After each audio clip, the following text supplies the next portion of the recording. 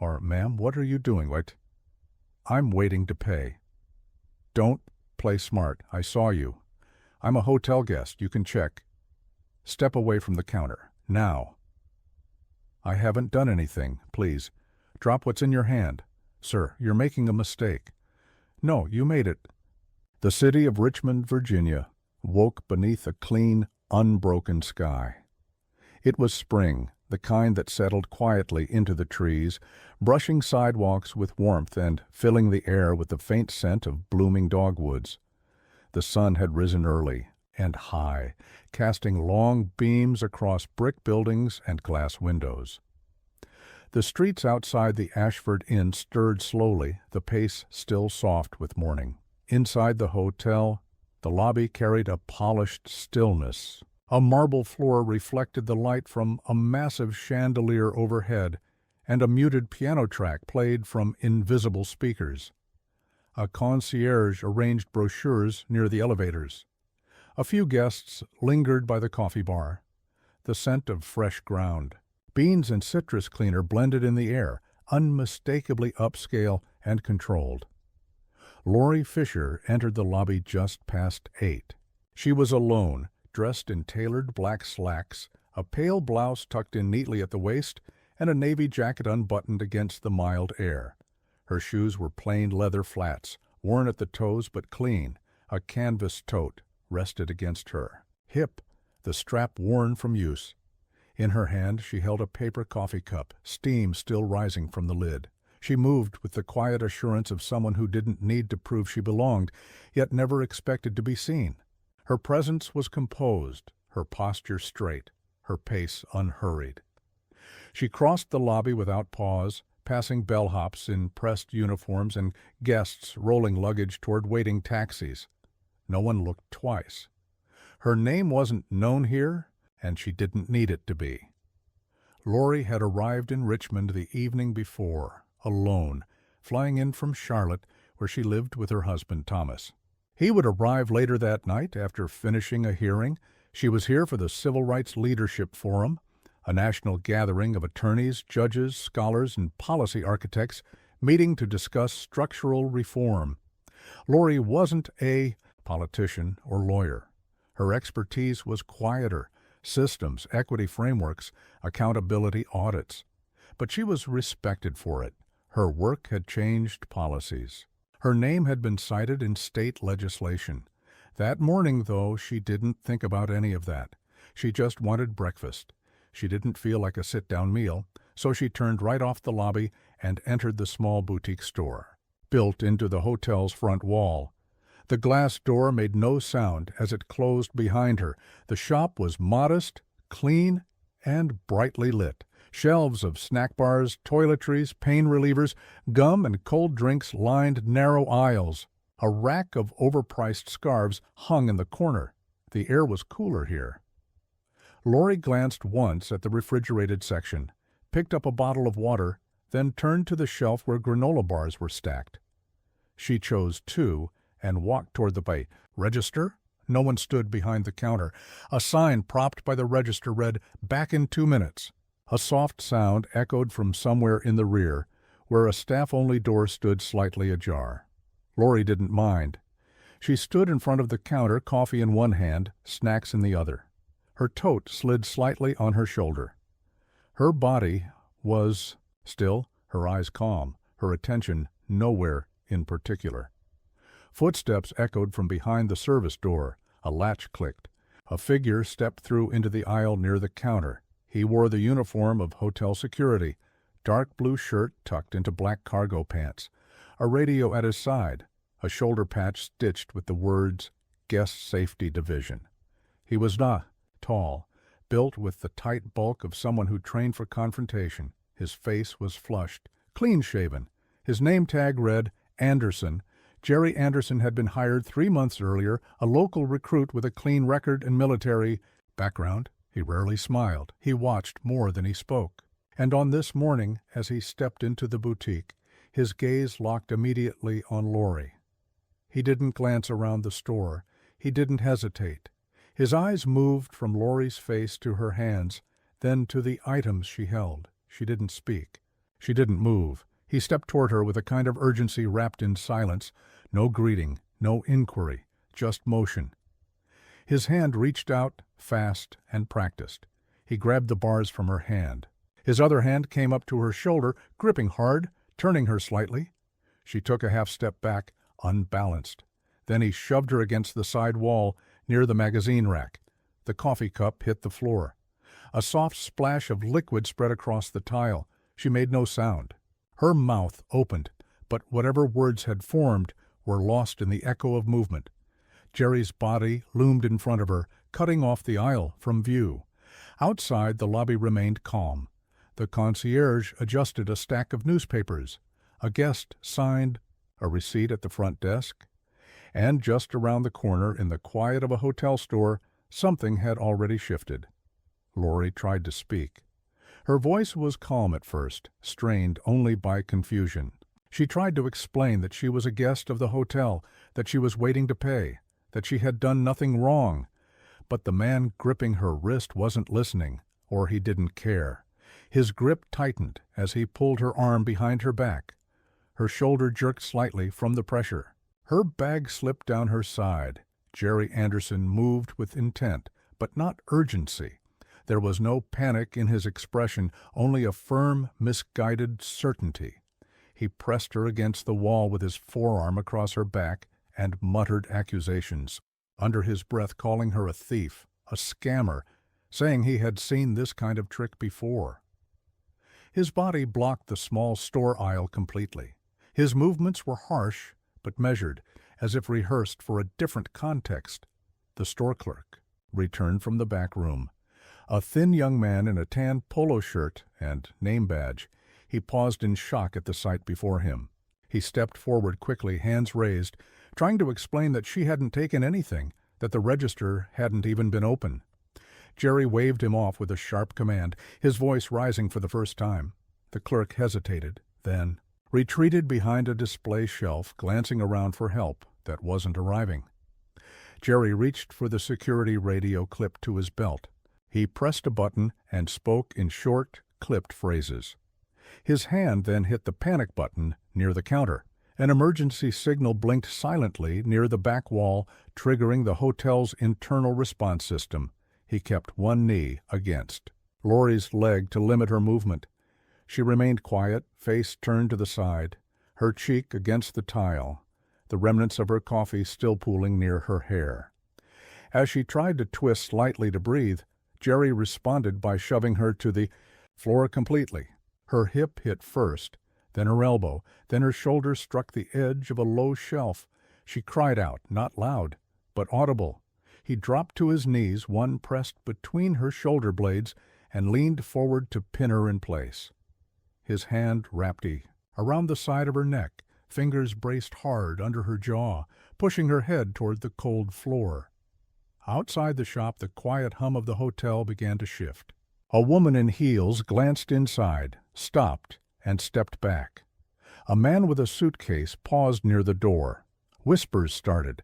Someone raised a phone and hit record. The glass wall of the shop offered a full view, a theater of confusion and brutality, playing out in real time. A guest at the reception desk turned to the concierge and asked for a manager. Another guest shouted toward the store, demanding the guard stop. Jerry didn't stop. His face remained composed, but his jaw was tight, his lips drawn in a thin line. His weight stayed on her spine. His radio hissed static as a dispatcher confirmed the police were en route. Minutes passed slowly. The first officer arrived just under 8 minutes after the call. Then a second. Both entered the hotel in plain clothes, their badges clipped to belts, their pace quick and alert. As they turned the corner and entered the store, the scene met them in full clarity. A woman on the floor, motionless, pinned beneath. A hotel security guard still braced above her. The younger officer called out first. The guard stood slowly, lifting his hand slightly, speaking with measured authority.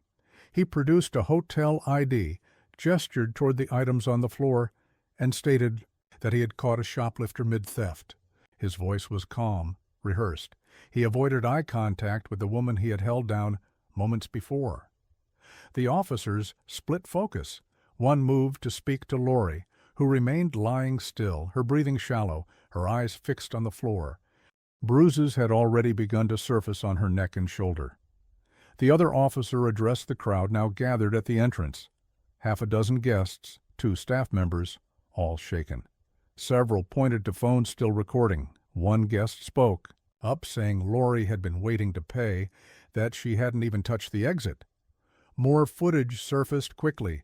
The store's internal cameras had recorded everything. The footage showed Lori standing quietly. No attempt to flee, no concealed items, just waiting. The officers called for a supervisor. EMTs arrived. Lori was gently lifted onto a stretcher. Her head rolled slightly as they secured her neck in a brace. She didn't resist. She didn't speak. Her canvas bag was handed off to a staff member who held it awkwardly, unsure what to do with it. She was transported to the hospital with visible bruising, abrasions on her arms and cheek, and inflammation near the cervical spine. The examining physician noted early signs of strain-related trauma. Photos were taken. Reports were written. A nurse adjusted her pillow and offered silence instead of questions. 2 hours later, the police returned to the Ashford Inn. They asked for Jerry Anderson by name. He was found in the staff area near the rear exit, checking his phone, pacing. He looked up when they entered. One officer read the charges. Another stepped behind him and reached for the cuffs. Jerry tried to pull. Away, a half motion of disbelief. He raised his hand, started to speak, then stopped. The officers moved quickly. They pushed him forward against the wall, clipped the cuffs in place, and walked him out through the same lobby he had patrolled all morning. Guests watched silently as he passed. Some recognized him, some did not. The concierge didn't move. The bellhops didn't speak. Outside, the sun had climbed higher. A wind stirred gently through the flags near the entrance. And inside the hotel, the stillness returned. But it wasn't the same. That same evening, Thomas Fisher arrived at the Ashford Inn. He stepped through the front doors without ceremony, carrying no overnight bag, his tie slightly loosened from the drive-in. When he learned what had happened, to his wife he didn't raise his voice. He didn't demand to see a manager. Instead, he made a series of deliberate phone calls. Within an hour, he had spoken to the district attorney's office, initiated contact with the U.S. Attorney for the Eastern District of Virginia, and requested the transfer of the case to federal jurisdiction under civil rights statutes. He cited the video. He cited precedent. He requested urgency. The footage, clear, time-stamped, and undeniable, was already circulating by nightfall. A guest's smartphone video, uploaded with a short caption and no commentary, began gaining traction. From there, local reporters picked up the story. By midnight, it had reached the national feed of 2 major news outlets. Anchors replayed the clip in slow motion. Commentators called it disturbing, damning, a symbol of something larger. Public outrage swelled. Hashtags trended. Community organizers staged a small protest in front of the hotel. Former guests left scathing reviews online. Calls flooded the front desk demanding answers. Staff rotated through shifts in silence. No one knew what to say. The lobby grew tense.